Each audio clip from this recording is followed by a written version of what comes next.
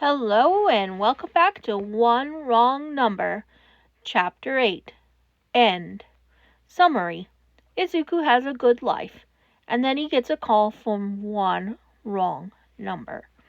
If someone had told him when he was little, curled up in his tiny room, notebook in hand, a phone in his lap with a call he never finished making, that someday he would have two hero dads who loved him, a grandpa who happened to be the most brilliant creature in Japan, real friends, and even a half-decent, almost respectful rivalry with Bakugo Katsuki, well, he'd have laughed, or maybe cried, but he never would have believed it, and yet here he was.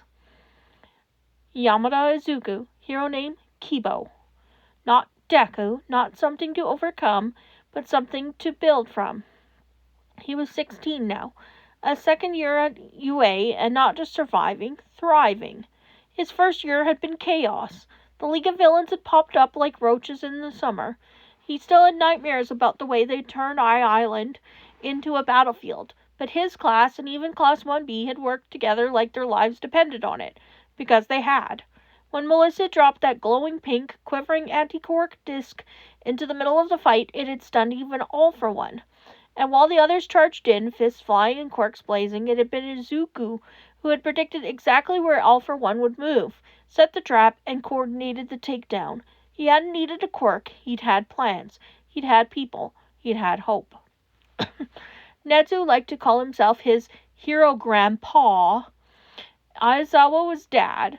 And Present Mike, his big-hearted chaos whirlwind of a co-parent, papa. This year, when internship time came around again, he passed on Dad's offer.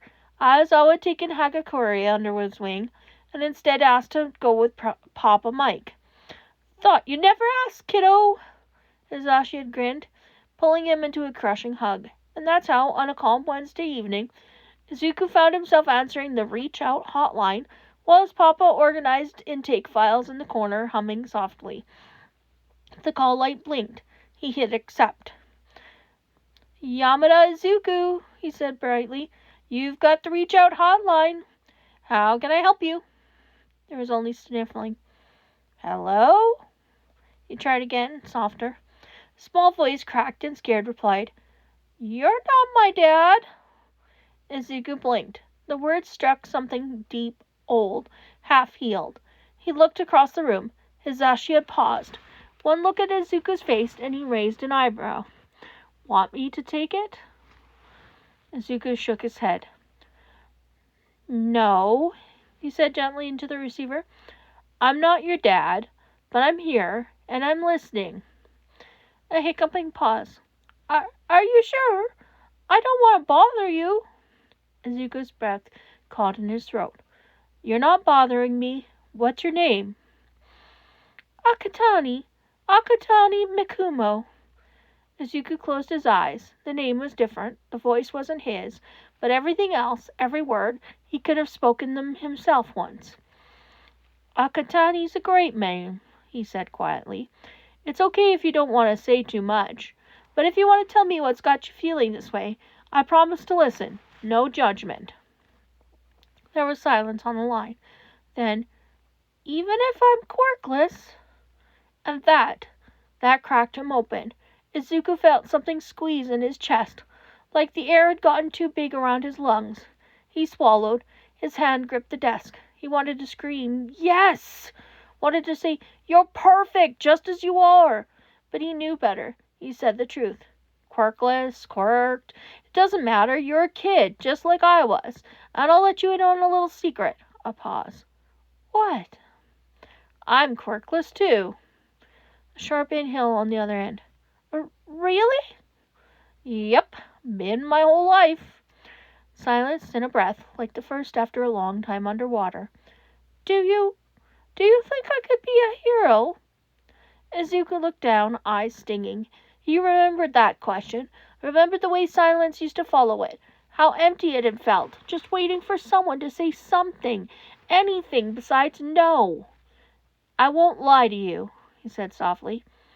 "It's hard, really hard. People will say you can't.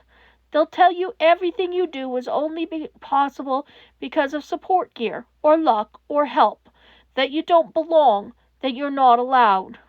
He looked up. His papa was watching him with such fierce, warm pride that it almost hurt. But if you're willing to work, Izuku continued, if you're willing to try, then I'll be with you, every step of the way.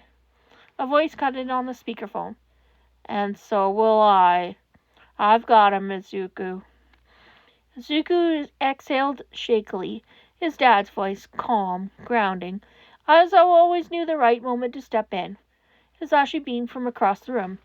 You did great, kiddo, he whispered. Thumb lifted a shaky thumbs up, and Izuku smiled. Through the burning in his throat, through the lump in his chest, he looked back at the console. The call was still live. The boy, Akatani, was still there, still breathing, still hoping. To think, Izuku whispered, barely louder than a breath. All it took was one wrong number. And that's the end of the fic. I really hope you enjoyed this first podfic from us, and I hope to see you again when we do our next one. Have a great day!